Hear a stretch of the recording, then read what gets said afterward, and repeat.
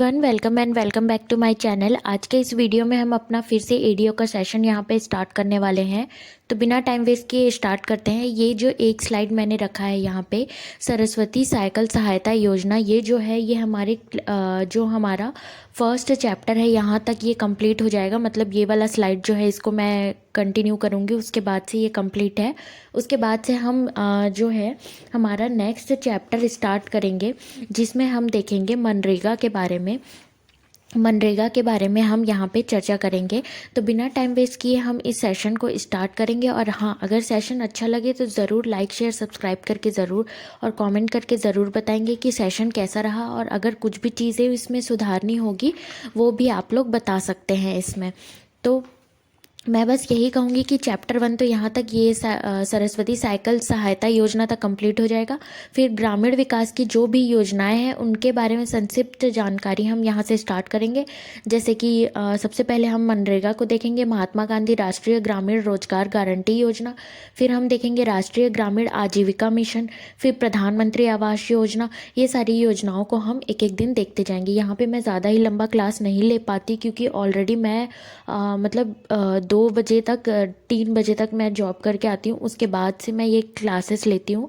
तो अगर इतने में आप सफिशिएंट होगा आप लोगों के लिए तो प्लीज़ यार लाइक कर दीजिएगा। तो अब हम स्टार्ट करते हैं। सबसे पहले है सरस्वती साइकिल सहायता योजना। सरस्वती साइकिल सहायता योजना जो है इसका प्रारंभ हुआ वर्ष 2004 में। अब सरस्वती माता के पास कितने हाथ होते हैं? 4 हाथ होते हैं, ऐसा आप याद रख सकते हैं। तो सरस्वती साइकिल सहायता योजना से आप याद रख सकते हैं यहाँ पे 4 हाथ होते हैं, 4 हाथ सरस्वती माता के पास। तो इससे आप 2004 याद रख सकते हैं और फिर 4-5 वित्तीय वर्ष आपको याद हो जाएगा। अब ये विभाग किसके लिए है? अब सरस्वती माता कहाँ पे होती है? हम ज़्यादातर ये पढ़ते हैं कि हमारे जितने भी कॉपी बुक्स हैं इसमें सरस्वती माता विराजमान होती है, ऐसा हम सोचते हैं। कभी भी उसको पाँव लग जाए तो हम तुरंत उनका मतलब उनसे माफ़ी मांगते हैं। तो ये जो विभाग है, अब ये स्कूल शिक्षा विभाग, ठीक है। नेक्स्ट है, अगर आपको जब भी कभी भी ऐसा आपके मम्मी पापा कहते होंगे कि अगर आपको सबसे ज़्यादा शिक्षा ग्रहण करना है तो तुमको सरस्वती माता की पूजा करनी चाहिए, वही जो है तुम्हारी शिक्षा को जो है बढ़ा सकती हैं, ठीक है। तो यहाँ से आपको सरस्वती साइकिल योजना, और अगर जैसे सिर्फ साइकिल सहायता योजना दे दिया, सरस्वती नहीं दिया, तो साइकिल से आप याद रख सकते हैं बच्चे जो है स्टार्टिंग में स्टार्ट करते हैं 4 चक्के से चलाना स्टार्ट करते हैं। होता है ना कि जो पीछे वाला एक चक्का होता है उसके आगे पीछे अगल बगल 2 चक्का और लगा रहता है, तो 4 चक्का से स्टार्ट करते हैं साइकिल चलाना। तो यहाँ से भी आप 2004 याद रख सकते हैं। ये एक ट्रिक बता रही हूँ ताकि आपको ईयर्स याद हो जाए। नेक्स्ट है कार्य क्षेत्र। ये संपूर्ण छत्तीसगढ़ में जो है इसका कार्य क्षेत्र है, और ये एक राज्य पोषित योजना है, मतलब ये जो है राज्य शासन ने लागू किया है। अब इसका उद्देश्य क्या है? जो भी क्लास 9th में पढ़ने वाली बच्ची हैं वो अनुसूचित जाति SC ST होंगी और गरीबी रेखा के नीचे, अगर वो समस्त छात्राओं को साला तक आवागमन की सुविधा प्रदान करना, मतलब साइकिल से आना जाना वो कर पाएँ। जैसे कि कुछ बच्चे क्या होते हैं, अभी भी सरकारी स्कूल में अगर पढ़ रहे हैं तो वो अगर क्या करते हैं, बहुत दूर तक पैदल चल के जाते हैं, तो उनको इस चीज़ों के लिए कन्वीनियंट हो सके, इसलिए यहाँ पे उनको सहायता की जाती है। कैसे? सरस्वती साइकिल सहायता योजना से साइकिल देकर। तो ये कक्षा 9th के बच्चों को, मतलब क्लास 9th के बच्चों को, अनुसूचित जाति जनजाति और गरीबी रेखा के जो भी बच्चे हैं उनको, समस्त छात्रों को क्या किया जाता है, साला तक आने जाने के लिए ये सुविधा प्रदान की जाती है। बालिका शिक्षा को प्रोत्साहित करना इसका ये भी उद्देश्य है। लड़कियों की पढ़ाई के लिए उनको प्रोत्साहित करना उनके माँ बाप को, ताकि साइकिल देंगे तो ऐसा वो सोच के फिर आगे कंटिन्यू कर सकें। और स्कूल छोड़ने की दर को कम करना, मतलब ज़्यादातर क्या होता है गांव में ये चीज़ होता है। अभी तो खैर ये चीज़ें कम हो गई, आजकल हर कोई बच्चा पढ़ना चाहता है, हर लड़कियाँ पढ़ना चाहती है और इंडिपेंडेंट होना चाहती है। तो स्कूल छोड़ने के दर को कम करने के लिए भी ये किया गया। अब पात्र हितग्राही कौन होंगे? जो कि 9वीं क्लास में होंगे, अनुसूचित जाति जनजाति एवं गरीबी रेखा के जो भी समस्त छात्राएं होंगी उनको मिलेगा। छात्राएं मतलब बालिकाएं होंगी, उनको मिलेगा। अब लाभ क्या है? निःशुल्क साइकिल यहाँ पे मिलेगा। चयन प्रक्रिया कैसे है? हितग्राहियों का चयन प्राचार्य द्वारा जाति प्रमाण पत्र के आधार पर, गरीबी रेखा के नीचे बालिकाओं का चयन संबंधित बीपीएल कार्ड के आधार पर किया जाएगा। उनके पास बीपीएल कार्ड होना चाहिए और ये उनके जो कक्षा के प्राचार्य होंगे, मतलब सॉरी, उनके जो प्राचार्य होंगे वो उनका चयन करेंगे उनके जाति प्रमाण पत्र के आधार पर, और गरीबी रेखा के कार्ड के नीचे जो आते हैं, मतलब गरीबी रेखा का कार्ड होगा उनके पास, उनके लिए ये मतलब वो इस चीज़ का लाभ उठा पाएंगे। तो ये योजना जो है बेसिकली बालिकाओं के लिए है जो कि स्कूल जाते हैं, जो कि कक्षा 9th में है, उनको साइकिल दिया जाएगा यहाँ पे। जो बीपीएल कार्ड से मतलब बिलो पावर्टी लाइन में आते हैं और अनुसूचित जाति और जनजाति के बच्चे होंगे, बच्चियाँ होंगी, उनको ये चीज़ मिलेंगी। और ये स्टार्ट कब हुआ? 2004 में हुआ। सरस्वती माता के 4 हाथ होते हैं तो इससे 2004 याद कर सकते हैं। या फिर साइकिल में पहले बच्चियां जो है चार चक्के लगा के साइकिल चलाना स्टार्ट करते थे, तो ऐसे भी हम 2004-5 याद रख सकते हैं। और ये आप देख सकते हैं व्यापम एडीओ 2017 में पूछा गया है ये। नेक्स्ट है महात्मा गांधी राष्ट्रीय रोजगार गारंटी योजना। महात्मा गांधी राष्ट्रीय ग्रामीण रोजगार गारंटी योजना, इसको हम देखेंगे। तो महात्मा गांधी राष्ट्रीय ग्रामीण रोजगार योजना जो है ये किसके लिए है? तो यहाँ पे सबसे पहले इसको पारित किया गया था, मतलब यहाँ पे प्रस्तुत किया गया था 23 अगस्त 2005 को। कब किया गया था? 23 अगस्त 2005 को।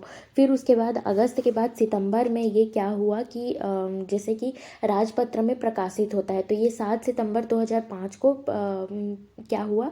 पारित अधिसूचना हुआ इसका। फिर लागू पूरे मतलब लागू कब हुआ ये जब है? तो 2 फरवरी 2006 को, मतलब फरवरी के महीने में दूसरे दिन ही ये लागू हो गया। फरवरी के महीने में दूसरे दिन ही ये जो है महात्मा गांधी रोजगार गारंटी जो है, राष्ट्रीय ग्रामीण रोजगार गारंटी योजना जो है ये लागू हो गया। अब इसको याद कैसे रखेंगे? जैसे कि अक्टूबर से पहले ये चीज़ें करना स्टार्ट हो गई थी, मतलब गांधी जी के पहले जो 2 अक्टूबर दिन होता है ना, 2 अक्टूबर जो होता है गांधी जी का जयंती, उसके पहले से ये स्टार्ट कर दिया गया। तो 2 महीने पहले से स्टार्ट किया गया था ताकि क्या करें कि फरवरी तक ये कंप्लीट हो जाए। ऐसा मैं ट्रिक बता रही हूँ याद करने का। तो अक्टूबर से पहले क्या आता है? अगस्त आता है, मतलब सितंबर आता है, अगस्त, सितंबर, फिर अक्टूबर आता है। तो अगस्त में क्या किया गया? 23 तारीख को अगस्त में सबसे पहले पारित किया गया, पेश किया गया, ये प्रस्तुत किया गया।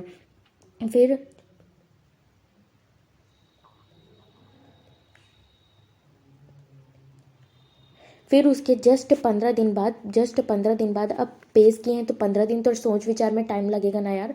ऐसा सोच के हम 15 दिन का टाइम लगा यहाँ पे। फिर 7 सितंबर को जो है इसको अधिसूचना किया गया, ठीक है, अधिसूचना किया गया।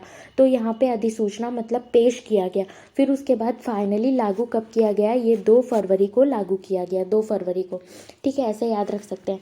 अब है इसमें कंटेंट देखते हैं। देश के ग्रामीण क्षेत्रों में निवासरत परिवारों की आजीविका को सुरक्षा प्रदान करने हेतु महात्मा गांधी राष्ट्रीय ग्रामीण रोजगार गारंटी अधिनियम 2005 दिनांक 23 अगस्त 2005 को पारित किया गया। अब मैंने बता दिया कि महात्मा गांधी राष्ट्रीय ग्रामीण रोजगार गारंटी किसके लिए है? जो भी निवासरत परिवार हैं, ठीक है, उनकी आजीविका को अच्छा बनाने के लिए, उनकी आजीविका को सुरक्षा प्रदान करने के लिए यहाँ पे ये जो योजना है ये लाई गई है। तो जो भी ग्रामीण क्षेत्र में जो रहते हैं उनके आजीविका को अच्छा बनाने के लिए ये जो योजना है ये लाई गई है। और ये योजना को सबसे पहले पारित किया गया अक्टूबर से 2 महीने पहले। अब ये महात्मा गांधी का जयंती से पहले लाया गया क्योंकि ये महात्मा गांधी से रिलेटेड मिशन है, ऐसा आप याद रख सकते हैं, योजना है ऐसा। तो अक्टूबर से पहले लाया गया, मतलब अगस्त में लाया गया, 23 अगस्त को। 23 अगस्त के जस्ट 15 दिन बाद उसको 7 सितंबर 2005 को जस्ट 15 दिन बाद, 15 दिन प्लस कर देंगे तो इसको अधिसूचना किया गया। देन उसके बाद धारा 4(1) के अंतर्गत 2 फरवरी 2006 को महात्मा गांधी राष्ट्रीय ग्रामीण आजीविका मिशन जो है इसको फाइनली पूरे यहाँ पे लागू कर दिया गया, ठीक है, छत्तीसगढ़ में फिर लागू कर दिया गया। अब इसका उद्देश्य क्या है? इस अधिनियम का उद्देश्य अकुशल श्रम कार्य का मतलब है ऐसे कार्य जिसमें जो है ज़्यादा पढ़ा लिखा होना ज़रूरी नहीं है, जैसे कि सामान की लोडिंग अनलोडिंग करना, डिलीवरी वाला काम। इसमें ज़्यादातर ये नहीं मांगता कि आप कितने क्वालिफाइड हैं, कहाँ तक पढ़े हैं। तो ऐसे कार्य को हम अकुशल श्रम कार्य कहते हैं। कार्य करने के लिए इच्छुक वयस्क जो भी इच्छुक सदस्य होंगे उनको यहाँ पे प्रत्येक ग्रामीण परिवार को एक वित्तीय वर्ष में कम से कम 100 दिन का मजदूरी यहाँ पे रोजगार उपलब्ध कराना है।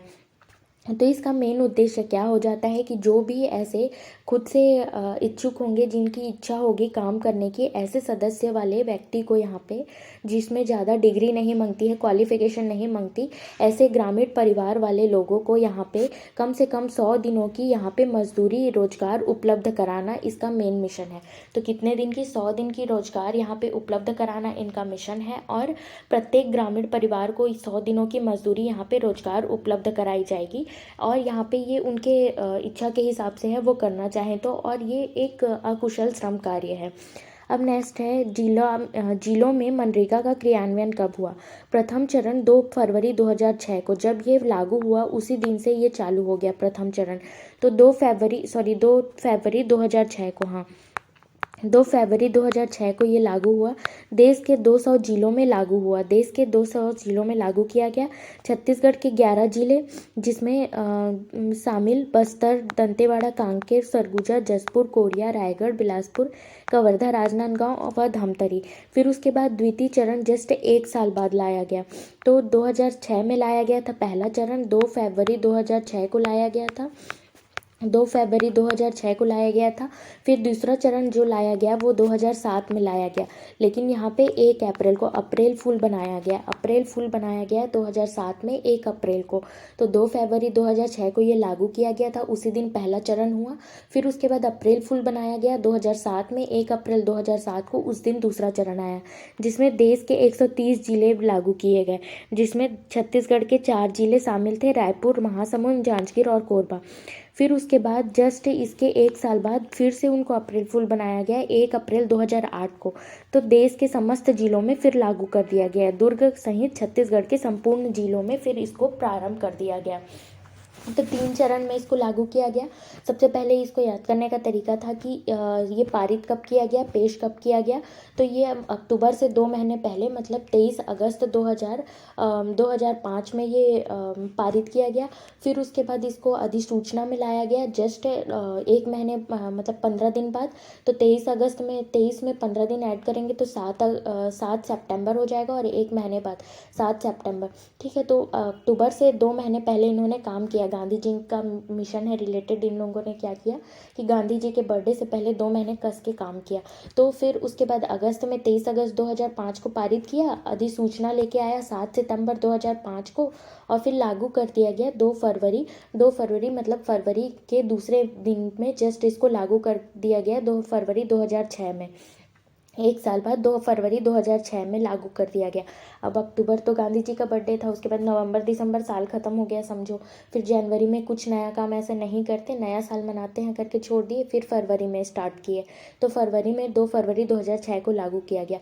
अब इसको 3 चरणों में यहाँ पे क्रियान्वयन किया गया, 3 चरण में बांटा गया। तो प्रथम चरण जो है जिस दिन लागू हुआ 2 फरवरी 2006 को किया गया।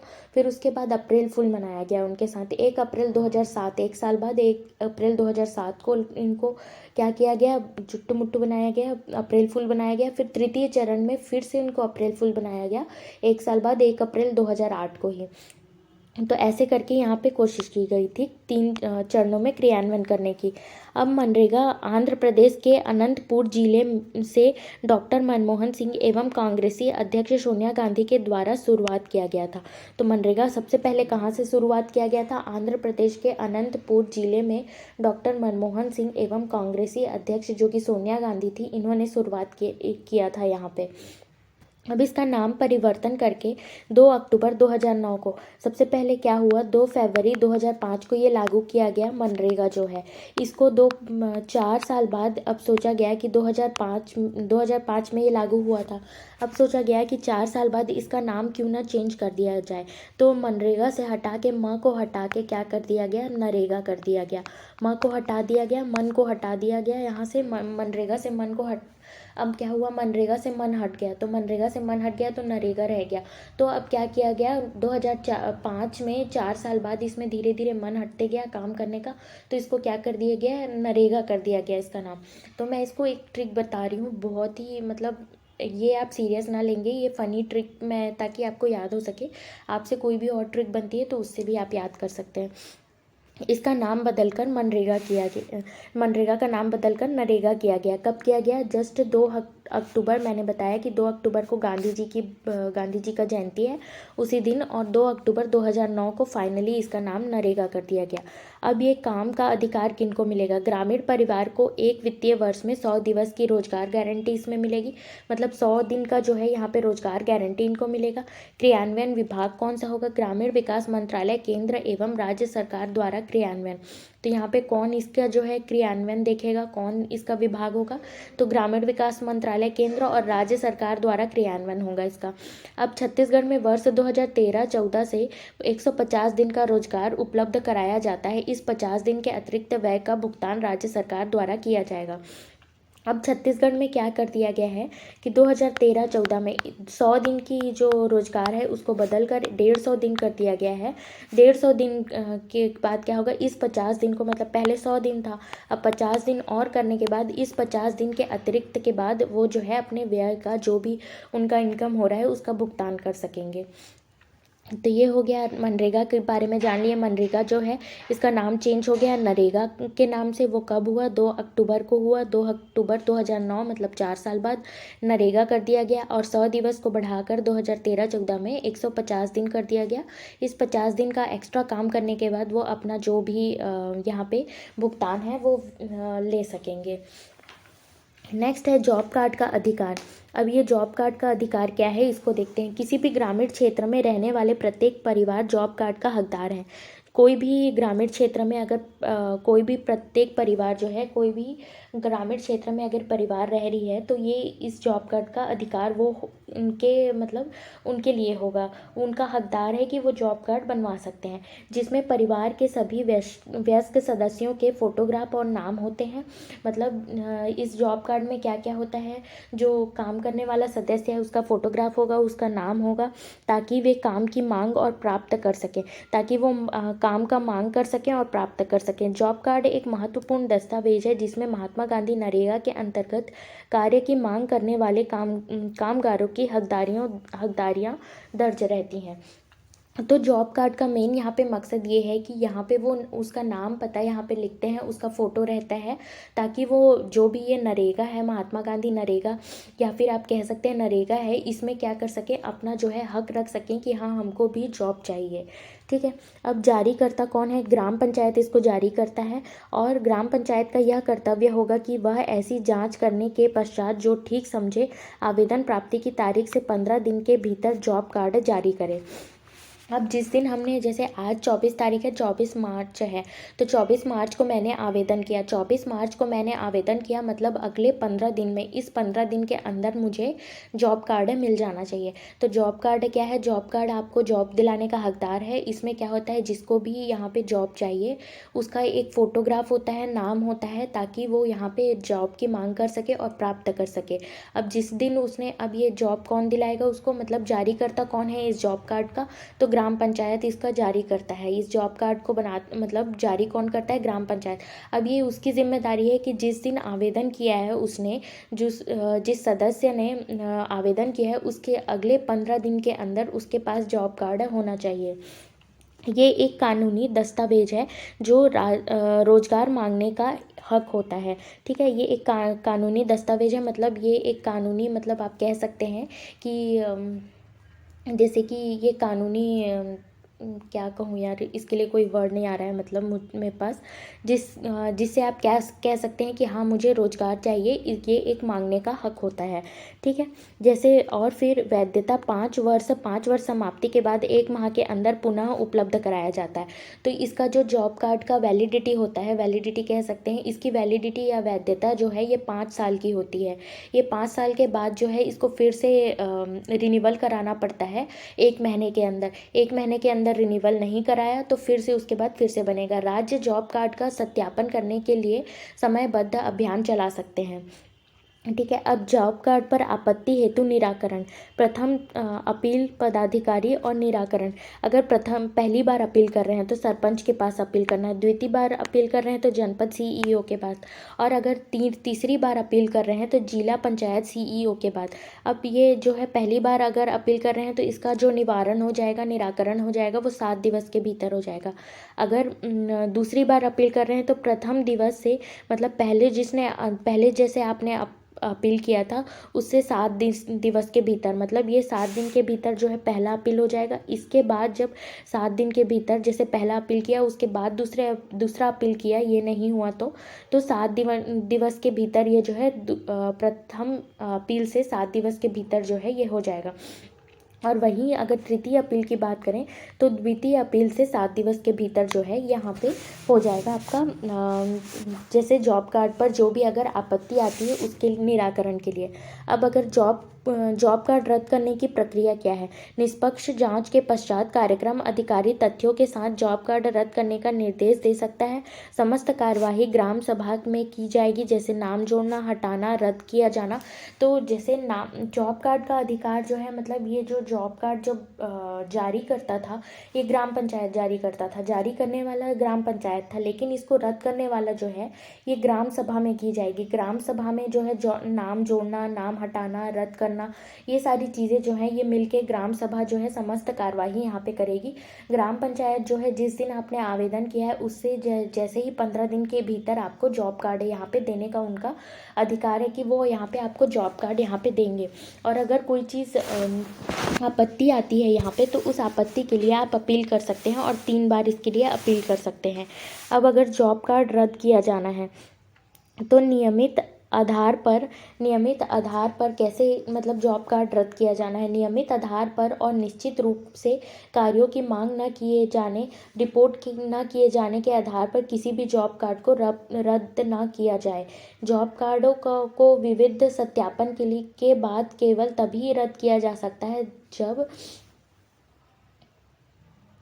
अब देखो जॉब कार्ड रद्द कब किया जा सकता है। जैसे कि परिवार जो है स्थायी रूप से शहरी क्षेत्रों में पलायन कर चुका हो। जॉब कार्ड अगर कब रद्द करेंगे, नियमित आधार पर और निश्चित रूप से कार्यों की मांग न किए जाने, रिपोर्ट न किए जाने पर, जैसे कि अगर जॉब कार्ड ऐसे पे नहीं रद्द किया जा सकता जैसे कि वो कार्य का मांग नहीं कर रहा है या फिर मतलब अपने कार्य के लिए डिमांड नहीं कर रहा है, कोई भी काम के लिए वहाँ से डिमांड नहीं आ रहा है और उनको जॉब कार्ड मिल गया है, तो ऐसे में उनका जॉब कार्ड जो है यहाँ पे रद्द नहीं होगा। किस कंडीशन में रद्द होगा, अगर वो जो परिवार है स्थायी रूप से कहाँ चला गया है, या तो कहीं दूसरे सिटी में मतलब माइग्रेट हो गया है, माइग्रेट मतलब पलायन कर गया है, दूसरे सिटी में शिफ्ट हो गया है, वहाँ पे रहने लगा है, या यदि परिवार किसी एक पंचायत को छोड़कर दूसरे पंचायत में चला गया हो। अब पंचायत चेंज हो गया हो, मतलब एक पंचायत को छोड़कर दूसरे पंचायत में चला गया हो, तब भी यहाँ पे क्या होगा, अरे यार, दूसरे पंचायत में चला गया हो तब भी उसका जॉब कार्ड जो है यहाँ पे चेंज कर दिया, मतलब रद्द किया जाएगा, क्योंकि वो अब जाके अपने दूसरे पंचायत से अपना जॉब कार्ड बनवाएगा।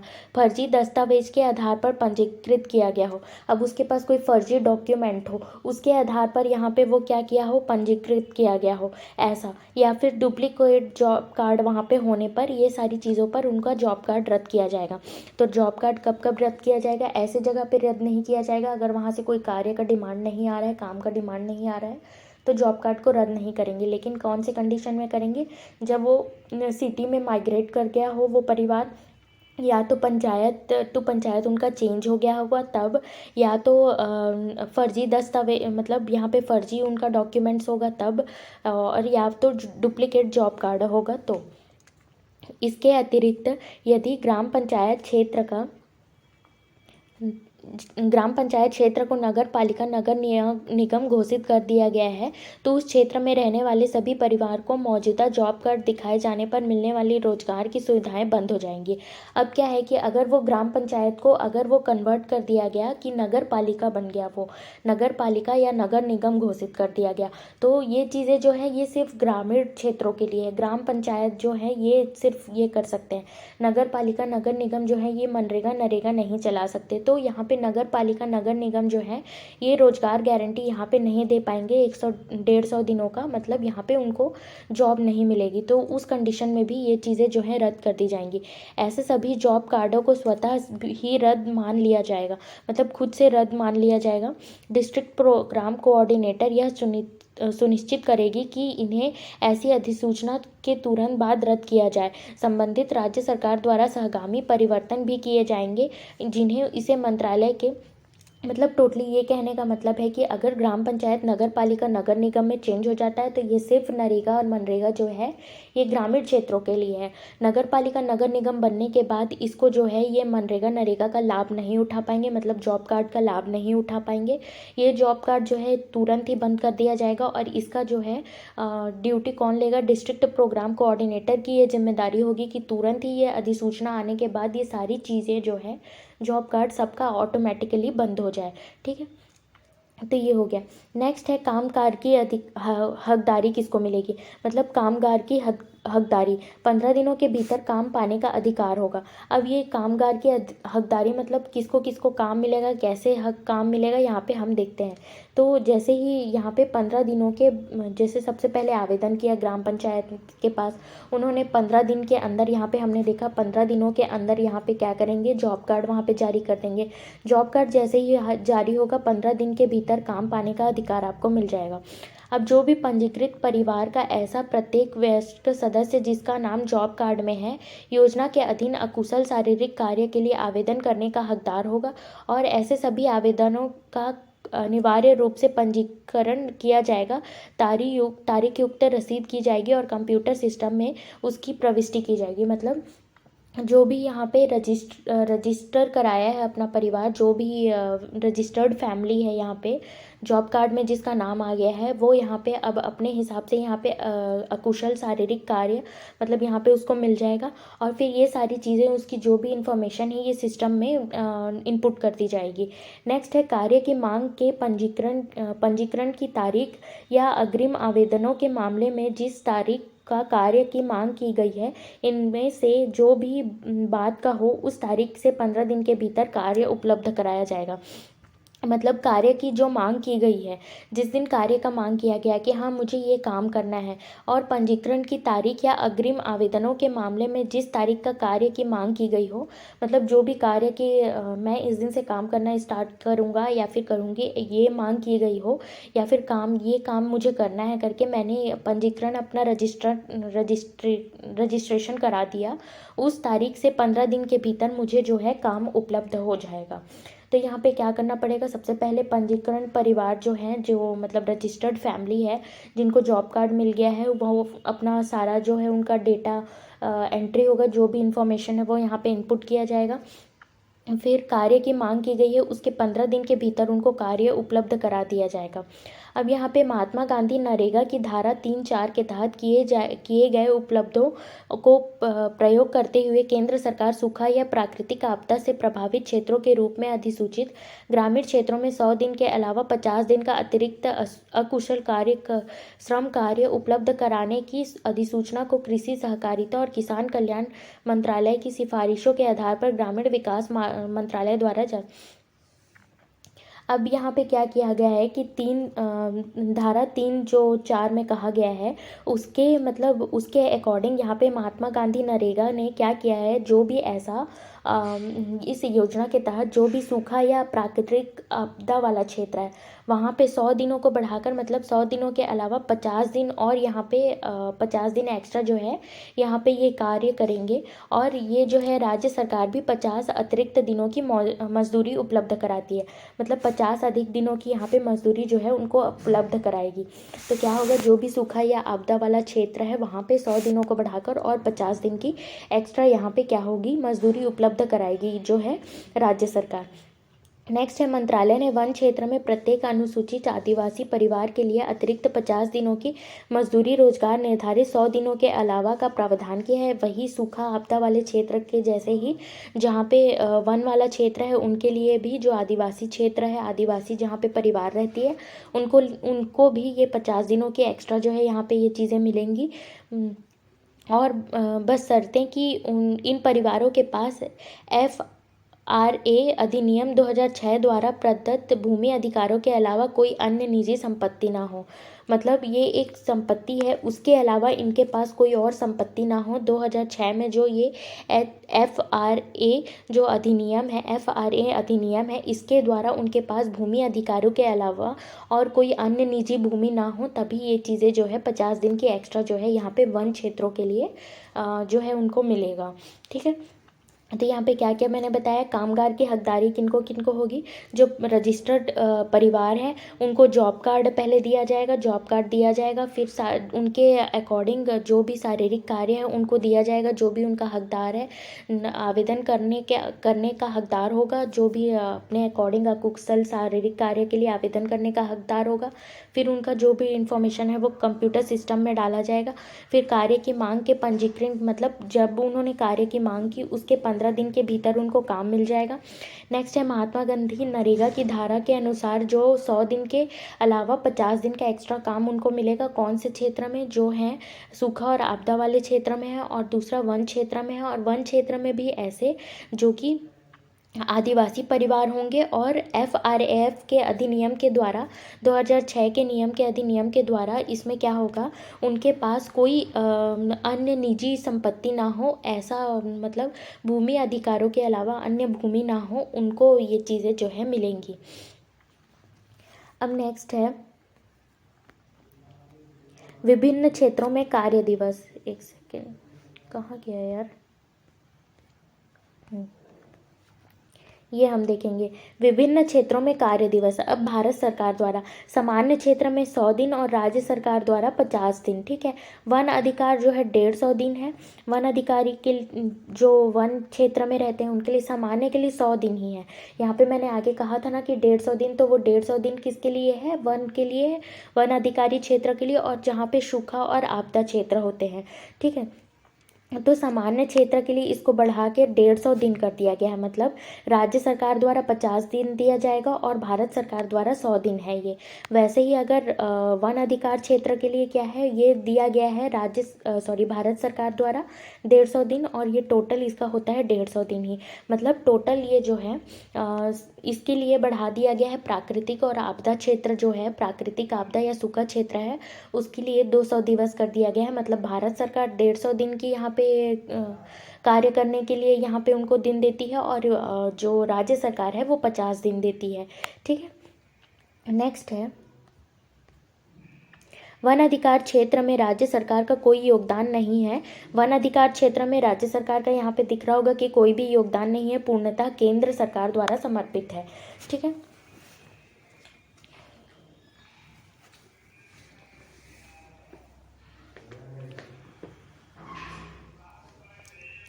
नेक्स्ट है प्रधानमंत्री आवास योजना, जो कि ग्रामीण हितग्राहियों को आवास निर्माण के लिए योजना अंतर्गत। अब ये आवास योजना के बारे में बताया गया है कि मतलब आवास निर्माण के लिए जैसे कि अभी भी मिला हुआ है ना। तो प्रधानमंत्री आवास योजना जो कि ग्रामीण क्षेत्रों में निकला गया है, उनके आवास के लिए, उनको घर बनाने के लिए, ये सारी चीज़ों के लिए ये योजना जो है लाई गई है। निम्न क्षेत्रों में अतिरिक्त कार्य दिवस का लाभ प्रदान किया जाएगा, ठीक है। तो मतलब इसमें क्या है, आवास निर्माण के लिए, घर बनाने के लिए, आवास निर्माण करना है उनके लिए भी योजना जो है, तो ये ग्रामीण क्षेत्र में है। ऐसे के लिए भी काम करना, जैसे कि सामान्य क्षेत्र में 90 दिन और पहाड़ी क्षेत्र में 95 दिन। काम का स्वरूप स्थायी संपत्ति का सृजन, आजीविका साधन आधार का मजबूत करना, मतलब आजीविका साधन जो भी है उसके आधार को मजबूत करना। तो यहाँ पे मेन क्या है, यहाँ पे प्रधानमंत्री आवास योजना में जो बन रही है, प्रधानमंत्री आवास के तहत जो घर बन रहा है, उस आवास योजना में भी उसके आवास निर्माण के योजना अंतर्गत वहाँ पे भी काम करना, वहाँ पे भी अतिरिक्त कार्य करना, ठीक है। अतिरिक्त कार्य दिवस का लाभ प्रदान किया जा सकता है, ठीक है। तो सामान्य क्षेत्र में ये 90 दिन के लिए और पहाड़ी क्षेत्र में ये 95 दिन के लिए है। नेक्स्ट है अब बेरोजगारी भत्ते का अधिकार। बेरोजगारी भत्ते का अधिकार, भत्ते की मांग कर सकते हैं, ग्राम पंचायत या ब्लॉक कार्यालय को आवेदन दे सकते हैं। भत्ते के लिए ग्राम पंचायत या ब्लॉक कार्यालय को आवेदन दे सकते हैं। 15 दिन के भीतर आवेदक को 15 दिन के भीतर नियोजन उपलब्ध नहीं कराया जाता है तो वह दैनिक बेरोजगारी भत्ते का हकदार होगा। अब क्या होगा कि भत्ते की मांग कर रहे हैं और अगर वो भत्ता जो है आवेदक को 15 दिन के भीतर नहीं मिलता है तो वो दैनिक बेरोजगारी भत्ते का हकदार होगा। अब ये दैनिक बेरोजगारी भत्ते की दर क्या होती है, वित्तीय वर्ष के पहले 30 दिन 1/4 कुल मजदूरी का बेरोजगारी भत्ता।